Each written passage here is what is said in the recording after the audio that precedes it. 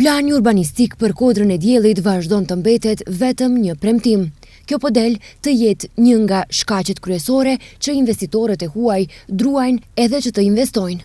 Shefi sektorit të urbanizmit në komunën e Tetovës, Rilin Selmani, sqaroi se përpilimi i planit urbanistik për lokalitetin turistik Kodrën e Diellit ka filluar në vitin 2017, por ka pas vërejtje, ndryshime dhe përmirësime nga institucionet qendrore. Ai shpreson që brenda këtij viti të merret pëlqimi përfundimtar në mënyrë që të mundësohet vazhdimi i procedurave për miratimin e planit dhe zhvillimi i mëtejm i kësaj zone turistike. Nga Ministria e Transportit dhe Lidhjeve nuk u përgjigjen në pyetjen gazetareske se kur do të japin pëlqim për këtë plan urbanistik. Se mungesa e planit urbanistik është problem për tërheqjen e investimeve të huaja, e thot Ministri i Ekonomisë Besar Durmishi, i cili shpreson që me përfunduar plani do të fillojnë edhe investimet nga partnerët e huaj.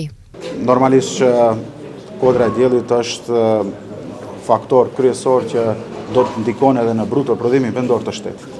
Jo vetëm të vendit tonë, që nuk diskutohet për regionin e Pollogut, që është interes i gjithë qytetarëve që do të zhvillohet ekonomia.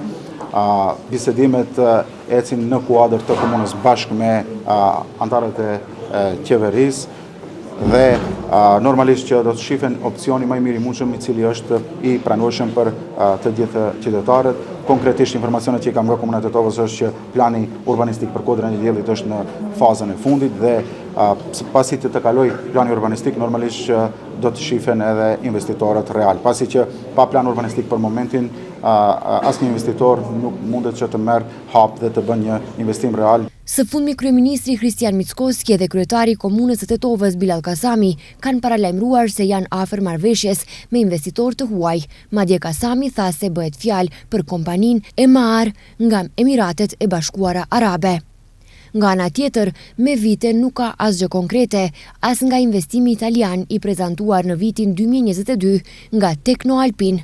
Sipas planit, investimi është parapar të realizohet në 7 faza dhe ka vlerën e rreth 180 milion eurove. Por negociatat nuk kanë marrë epilog dhe nuk ka marrëveshje.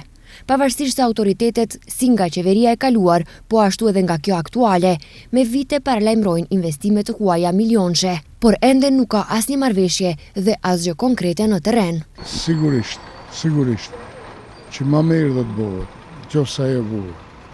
Ama si mos bëhet, kur zhans ka për të. Se herë keni ndëgjuar ju se kanë premtuar politikanë të ndryshëm për investimin në Kodrën e Diellit? Mia herë, e në kur se kanë bëhet. Vend më i mirë nuk kanë bëhet, se Kodra e Diellit mirë, po se kanë bëhet. Se kanë bëhet për interesat e vetë.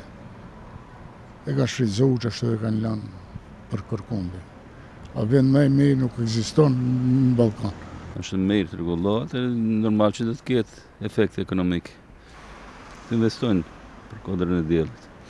Sa herë keni dëgjuar deri sot se do investohet, se do bëhet? Shumë herë. Asgjë. Mund ta përmirësoj me dosht të punojnë, a investimi duhet shumë. Se unë kam shtëpisë atje. Sa herë keni dëgjuar politikanë të premtuar se duhet bëhen? Po çdo garnitur e re premton. Çdo garnitur. Asgjë. Asgjë s'ka të vinë investohet me asgjë. Ajo është vend turistik, patjetër duhet zhvillohet. Si më kësë zhvillim edhe s'ka kurrë. Këta të mbarët të popullatës, të punojnë në këtë partit. Kodra e Diellit, edhe pse është ndër vendet më të mira dimrore në Ballkan dhe jo vetëm, për vite me radhë është lënë pas dore, duke mos u investuar në të.